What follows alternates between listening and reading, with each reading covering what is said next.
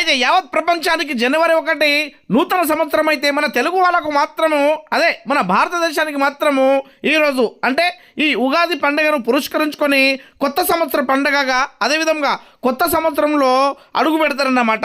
ఇక యావత్ భారతదేశ వ్యాప్తంగా ఎంతో అంగరంగ వైభవంగా ప్రతి ఒక్కరు రైతులు కావచ్చు, వ్యాపారస్తులు కావచ్చు, అదేవిధంగా ఇక్కడ ఉన్నటువంటి ఆడపడుచులు కూడా మంచిగా సంబరంగా జరుపుకునే పండగ ఏదైనా ఉన్నది అంటే ఇది మన ఉగాది పండుగ. అవును, ఎందుకంటే రైతులకు ఇప్పటి నుండి ఏదైతే మంచిగా ఆ పొలం కావచ్చు, అక్కడ ఉన్నటువంటి ఏదైతే భూములు ఉన్నాయో వాటన్నిటికీ మంచిగా క్లీన్గా చేసుకొని సాఫ్గా ఉంచుకొని వచ్చే పంట కోసం రెడీ అవుతారు. ఇక అందులో భాగంగానే సిటీలలో తీసుకున్నట్టయితే ఈ మనకి ఏదైతే ఉగాది పండుగను పురస్కరించుకొని ఈ పచ్చడి వితరణ కార్యక్రమాన్ని నిర్వహిస్తారు.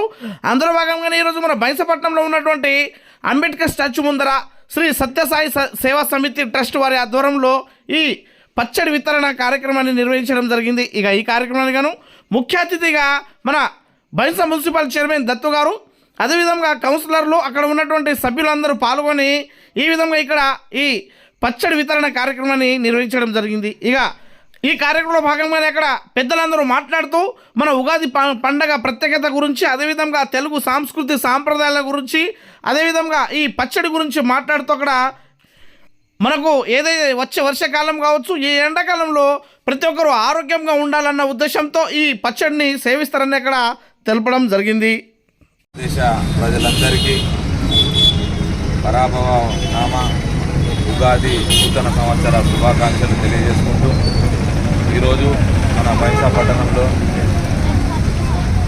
బస్టాండ్ ప్రాంగణంలో మరియు ఏరియా ఆసుపత్రి ముందర ఏదైతే ప్రతి సంవత్సరం మాదిరిగా శ్రీ సత్యసాయి బాబా ట్రస్ట్ ఆధ్వర్యంలో ఉగాది సందర్భంగా పచ్చడి కార్యక్రమం ఏర్పాటు చేయడం జరుగుతుంది. దాంట్లోనే భాగంగా ఈరోజు కూడా ఇక్కడ ఉగాది పచ్చడి కార్యక్రమంతో సహా ఇక్కడ వచ్చేసినటువంటి